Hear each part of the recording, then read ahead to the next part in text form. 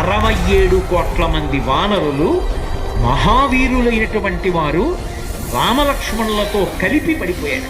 ఒక్క వానరుడు యుద్ధభూమిలో లేచి తిరుగుతున్నవాడు లేడు.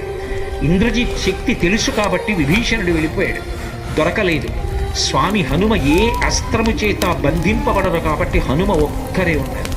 అందరిలో పెద్దవాడు, బ్రహ్మ యొక్క అంశలో వచ్చినవాడు జాంబవంతుడు నేల మీద పడిపోయి ఉన్నాడు.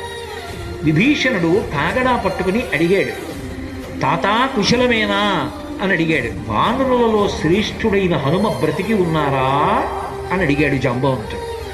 విభీషణుడు అన్నాడు, తాత నువ్వు అడగవలసినది రామలక్ష్మణులు కుశలముగా ఉన్నారా అని అడగాలి.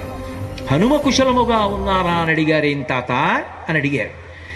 మొత్తం వానరులు రామలక్ష్మణులతో కలిసి పడిపోయినా కూడా నష్టం లేదు. హనుమ ఒక్కరు బ్రతికి ఉంటే మళ్ళీ అందరూ బ్రతుకుతారు. అందరూ బ్రతికి ఉన్నా హనుమ ఒక్కరు పడిపోతే బ్రతికి ఉన్న వీళ్ళందరూ పడిపోతారు. అందుకే నేను హనుమ బ్రతికి ఉన్నారా అని అడుగుతున్నాను. వంగి జాంబవంతుడి పాదములు పట్టుకుని తాత హనుమ నీ కుశలం అడుగుతున్నాను